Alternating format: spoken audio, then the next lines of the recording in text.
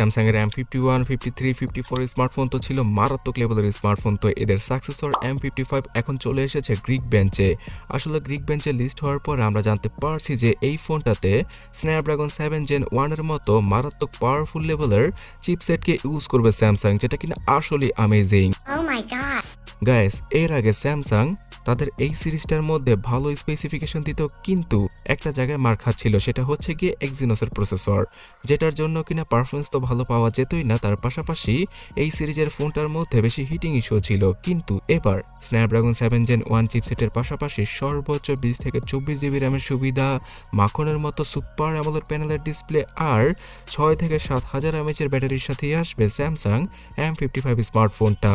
আর এই ফোনটা আসলে মার্কেট কাঁপাবে, বিকজ স্যামসাং এর যে A55 স্মার্টফোনটা আসবে সেটা থেকেও কিছুটা অংশে বেটার হয়ে দাঁড়ায় এই ফোনটা, যদিও কিনা সফটওয়্যার এক্সপিরিয়েন্সগত দিক দিয়ে A55টা কিছুটা এগিয়ে থাকবে।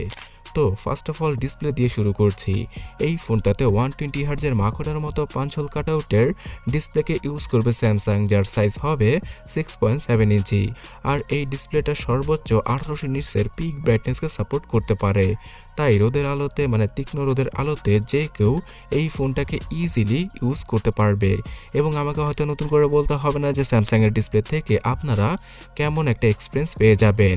গেমিং অথবা মুভি দেখা অথবা টিকটক ব্রাউজ করা সব জায়গায় একদম পারফেক্টভাবে আপনাদের ভালো লাগবে স্যামসাং M55 এর ডিসপ্লেটা। তবে এই ফোনটার ডিসপ্লের চারপাশের বেজেলটা কিছুটা মোটা হবে।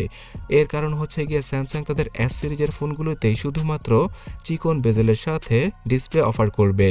স্ন্যাপড্রাগন 7 Gen 1 চিপসেটটা মারাত্মক লেভেলের পাওয়ারফুল, এবং স্ন্যাপড্রাগন 7 Gen 3 নামে যে চিপসেটটা এসেছে সেটা কিন্তু অতটাও আপগ্রেড নিয়ে আসতে পারেনি। তাই আমি এত বেশি খুশি হচ্ছি, বিকজ এই চিপসেটটা অনেকটাই স্ন্যাপড্রাগন 888কে বিট করতে পারে।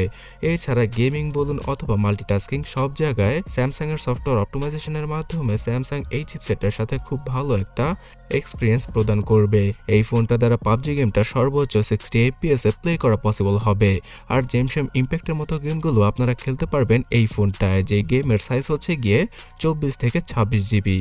এছাড়া এই স্মার্টফোনটাতে র্যাম ম্যানেজমেন্ট নিয়ে তেমন কোনো প্যারাই খেতে হবে না, বিকজ এখানে স্যামসাং 8 থেকে 12 জিবি র্যামকে ফিজিক্যালি ইউজ করবে, এবং সেটা হবে LPDDR4X এর। তার সাথে পাওয়া যাবে সর্বোচ্চ আরও 12 জিবি র্যামকে এক্সট্রা যুক্ত করে ইউজ করার ফিচার স্যামসাংয়ের র্যাম প্লাস অপশনটার মাধ্যমে, যাতে করে আপনারা 20 থেকে 24 জিবি পর্যন্ত র্যাম ইউজ করতে পারেন। আর স্যামসাংয়ের সফটওয়্যার অপটিমাইজেশন যে কতটা ভালো এখন সেটা হয়তো আপনারা জানেনই।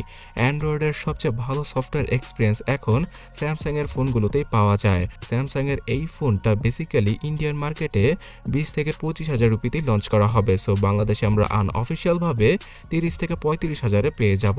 তো এই ফোনটা ডাইরেক্টলি রিয়েলমি 12 সিরিজ আর xiaomi Redmi Note 13 Pro সিরিজকে কিল করার জন্যই তৈরি করেছে স্যামসাং। তবে কিছু বুদ্ধিজীবী এখন আবার কমেন্টে লিখবে যে এই ফোনের প্রাইস আরও বেশি হবে। হ্যাঁ, অবশ্যই বেশি হবে। যদি অফিসিয়ালভাবে আসে তাহলে 55 থেকে 60 হাজার টাকার কাছাকাছি দাম রাখবে স্যামসাং এই M55 এর জন্য অফিসিয়ালি। সেটা কি কারণে? কারণ বাংলাদেশের ভ্যাট ট্যাক্স অনেক বেশি, এবং স্যামসাং তাদের প্রতিটা ফোনের দাম এত বেশি বাড়িয়েছে যে বলার বাহিরে। আর না হয় স্যামসাংয়ের F23 স্মার্টফোনটা 34 হাজার টাকা দিয়ে কিনতে হচ্ছে আপনাদের, যেটা কিনা আনঅফিসিয়ালভাবে 20 হাজার টাকায় সেল করছে অনেক সেলাররা।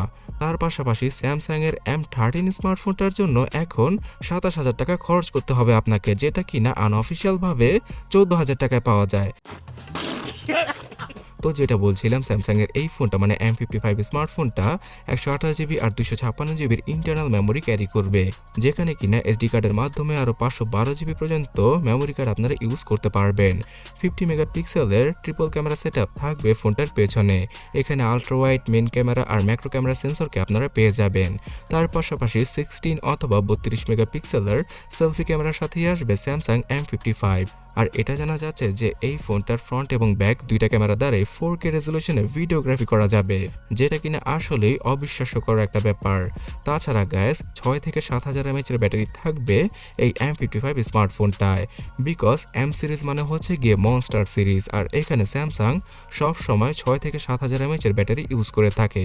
তাই আপনারা 2 থেকে 3 দিনের মতো নর্মাল ইউসেজে ব্যাটারি ব্যাকআপ পেয়ে যাবেন। তবে ফোনের বক্সের সাথে চার্জার পাওয়া যাবে না, আর পাওয়া গেলেও এই এই ফোনটা হয়তো 2500 ওয়াটের চার্জিং স্পিডকে সমর্থন করবে, তবে স্যামসাংয়ের যদি মন ভালো থাকে তাহলে 4500 ওয়াটের চার্জিং স্পিডের সমর্থনটাও তারা দিয়ে দিতে পারে M55-এ।